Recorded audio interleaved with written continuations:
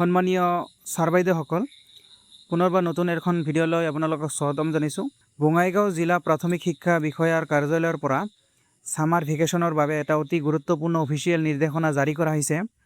তৃতীয় শ্ৰেণীৰ পৰা অষ্টম শ্ৰেণীৰ ছাত্ৰ ছাত্ৰীসকলৰ বাবে এইবাৰ গ্ৰীষ্মৰ বন্ধত ঘৰতে কৰিবলৈ বিশেষ প্ৰকল্প কাৰ্য বা প্ৰজেক্ট ৱাৰ্ক দিয়া হৈছে। আজিৰ এই ভিডিঅ'টোত আমি আলোচনা কৰিম শিক্ষক আৰু ছাত্ৰ ছাত্ৰীসকলে মানি চলিবলগীয়া নিৰ্দেশনাসমূহ আৰু শ্ৰেণীভিত্তিক কি প্ৰকল্প দিয়া হৈছে সেই বিতংভাৱে আমি এই ভিডিঅ'টোত আলোচনা কৰিম। শিক্ষকসকলে ছাত্ৰ ছাত্ৰীসকলক এই প্ৰকল্পৰ কামবোৰ ভালদৰে বুজাই দিব লাগিব। মূল্যায়ন। তাৰপিছত বন্ধৰ পিছত স্কুল খুলিলে এই হোমৱৰ্কসমূহ পৰীক্ষা কৰা হ'ব আৰু ছাত্ৰ ছাত্ৰীক প্ৰয়োজনীয় ফিডবেক দিয়া হ'ব।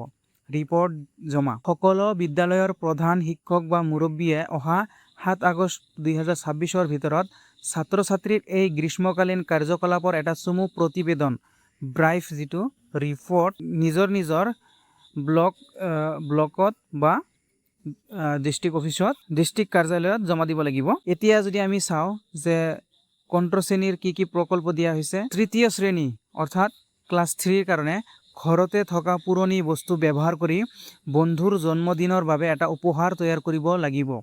2 নম্বৰত আছে যে এটা পিকচাৰ ডিকশ্যনাৰী বনাব লাগিব য'ত ফল মূল, শাক পাচলি, পশু পক্ষী আৰু ফুলৰ ছবি আঁকি বা লগাই 5টাকৈ ইংৰাজী শব্দ লিখিব লাগিব। চতুৰ্থ শ্ৰেণীত কি দিছে যে অভিভাৱকে বজাৰৰ পৰা অনা গেলামালৰ বস্তু যেনে দালি, চেনি, আটা, চাউল আদি নাম, পৰিমাণ, দৰ আৰু সৰ্বমুঠ খৰচ উলিয়াই এখন বজাৰৰ ৰচিদ মানে ৰিচিপ্ট এটা প্ৰস্তুত বিল ভাউচাৰ এটা প্ৰস্তুত কৰিব লাগিব। নিজৰ গাঁও 2 নম্বৰত কি কৈছে যে নিজৰ গাঁও বা বাস কৰা ঠাইখনৰ বিষয়ে 200টা শব্দৰ ভিতৰত এটা চমু টকা লিখিব লাগিব। পঞ্চম শ্ৰেণীৰ কাৰণে দিছে যে ঘৰৰ পেলনীয়া কাগজ, কাপোৰ বা প্লাষ্টিকৰ বটলেৰে কমেও 3টা নতুন বস্তু যেনে চকৰি, নাও, ফুল, পুতলা, গাড়ী আদি সাজিব লাগিব। 2 নম্বৰত দিছে যে পাকঘৰৰ বাচন বৰ্তন নিৰীক্ষণ কৰি সেইবোৰ দ্বিমাত্ৰিক 2D নে 3D, দ্বিমাত্ৰিক নে ত্ৰিমাত্ৰিক আৰু সেইবোৰ আকৃতি কি প্ৰকাৰৰ তাৰ এখন তালিকা প্ৰস্তুত কৰিব লাগিব। এতিয়া যদি আমি ইউপি ছেকশ্যনৰ কথা কওঁ, ক্লাছ 6ত 1 নম্বৰত দিছে 2026 চনৰ এটা ইংৰাজী কেলেণ্ডাৰ প্ৰস্তুত কৰিব লাগিব।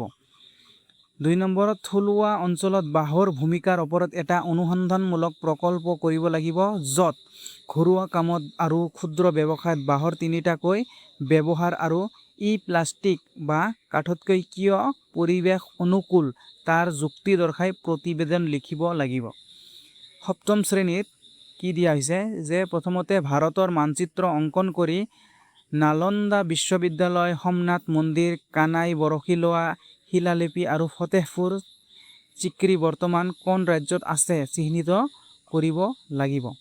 2 নম্বৰত আছে যে পুৰণি কালৰ সময় জোখা সঁজুলিৰ এটা কাৰ্যক্ষম আৰ্হি ৱাৰ্কিং মডেল পেলনীয়া বস্তুৰে সাজিব লাগিব আৰু মোবাইলৰ টাইমাৰৰ সৈতে ইয়াৰ সঠিকতা পৰীক্ষণ কৰি ডাৱৰীয়া বতৰ বা ৰাতিৰ সময়ত ইয়াৰ সীমাবদ্ধতাৰ বিষয়ে ছবিসহ প্ৰতিবেদন লিখিব লাগিব।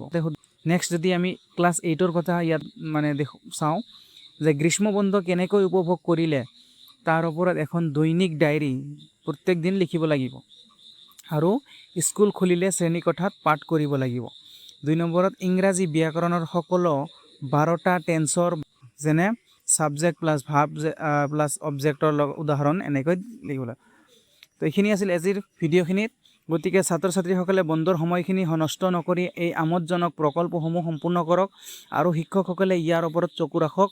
শিক্ষা বিভাগৰ এনে গুৰুত্বপূৰ্ণ চৰকাৰী নিৰ্দেশনা আৰু আপডেটসমূহ আটাইতকৈ প্ৰথমে সহজ ভাষাত বুজি পাবলৈ এই চেনেলটো ছাবস্ক্ৰাইব কৰিব আৰু ভিডিঅ'টোৰ দ্বাৰা আপোনালোকৰ যদি কিবা উপকৃত হৈছে নিশ্চয় এটা লাইক কৰি দিব। ধন্যবাদ।